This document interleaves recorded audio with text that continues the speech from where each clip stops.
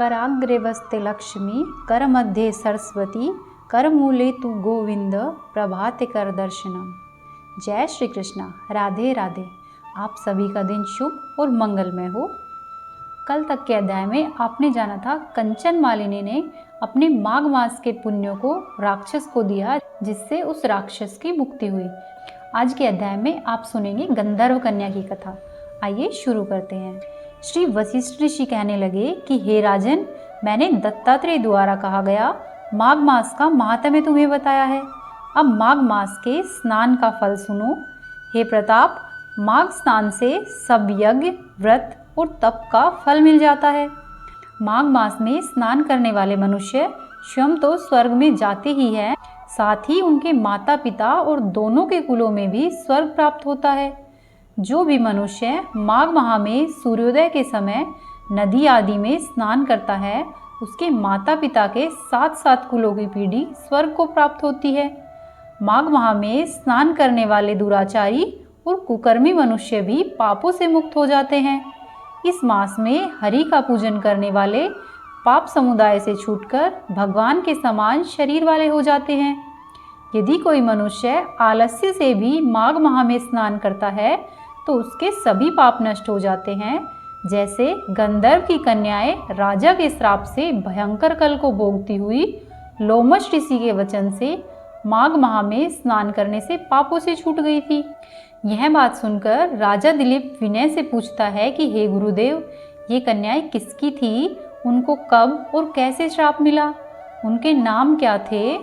ऋषि के वाक्य से कैसे श्राप मुक्त हुई और उन्होंने कहाँ पर स्नान किया था? साथ ही इन्हें श्राप क्यों मिला? आप विस्तार पूर्वक सब कथाएं कहिए।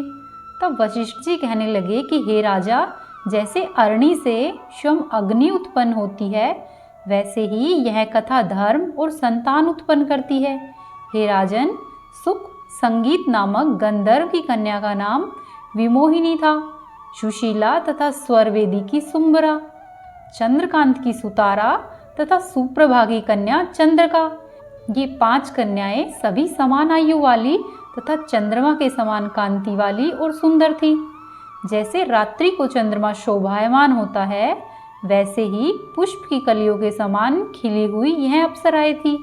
ऊंचे पयोधर वाली पद्मिनी वैशाख मास की कामिनी यौवन दिखाती हुई नवीन पत्तों वाली लता के समान, गोरा रंग सोने के समान चमकती हुई और सोने के अलंकारों से सुशोभित सुंदर वस्त्र धारण किए हुए अनेक प्रकार के गाने और वीणा अथवा बांसुरी द्वारा बाजे बजाने में प्रवीण और ताल, स्वर, नृत्य इत्यादि कला में अत्यधिक ही निपुण थी। इस प्रकार वे कन्याएं क्रीड़ा करती हुई कुबेर के स्थान में विचरती। एक समय कौतूहलवश माघ मास में एक वन से दूसरे वन में घूमती हुई मंदिर के पुष्प तोड़कर सरोवर पर गौरी पूजा के लिए गई। स्वच्छ जल के सरोवर में स्नान करके वस्त्र धारण किए, मौन होकर बालू मिट्टी की गौरी बनाकर चंदन, कपूर, कुमकुम और सुंदर कमलों से उपचार सहित पूजन करके ये 5 कन्याएं ताल नृत्य करने लगी। फिर ऊंचे गांधार स्वर में सुंदर गीत गाने लगी। जब ये कन्याएं नाचने और गाने में लीन थी तो उसी समय अच्छोद नामक उत्तम तीर्थ में वेदनिधि नाम के मुनि के पुत्र अग्निप ऋषि स्नान को गए।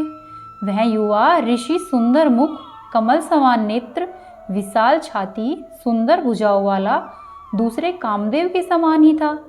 शिखा सहित दंड लिए, मृग चर्म ओढ़े, यज्ञोपवीत धारण किए हुए था।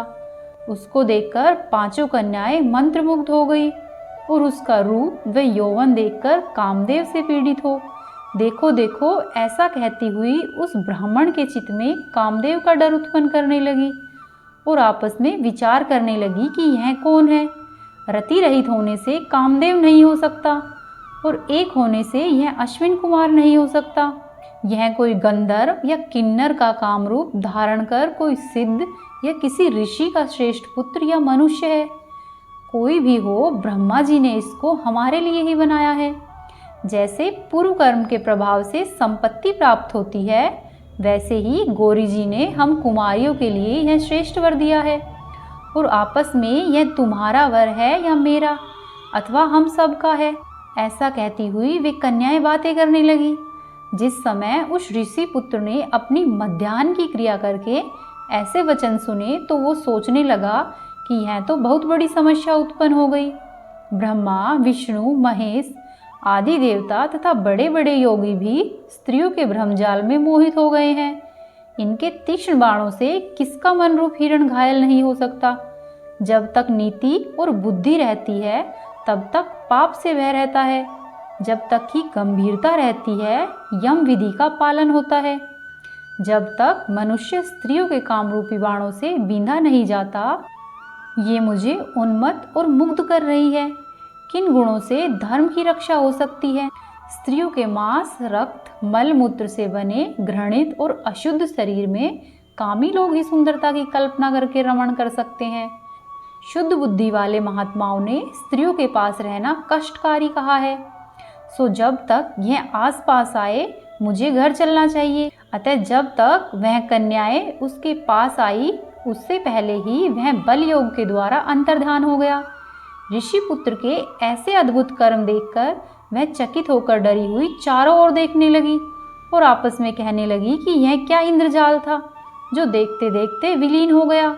और वह विरह की अग्नि में जलने लगी और कहने लगी कि हे कांत, तुम हमको छोड़कर कहाँ चले गए? क्या तुमको ब्रह्मा ने हमको विरह रूपी अग्नि में जलाने के लिए ही बनाया है? क्या तुम्हारा चित्त दया रहित है जो हमारा चित्त दुखाकर चले गए? क्या तुमको हमारा विश्वास नहीं? क्या तुम कोई मायावी हो? बिना किसी अपराध के हम लोगों पर क्यों क्रोध करते हो? तुम्हारे बिना हम जिंदगी नहीं जी पाएंगे। जहाँ पर आप गए हैं हमें शीघ्र ही ले चलो, हमारा संताप हरो और हमें दर्शन दो। सज्जन लोग किसी का नाश नहीं करते हैं।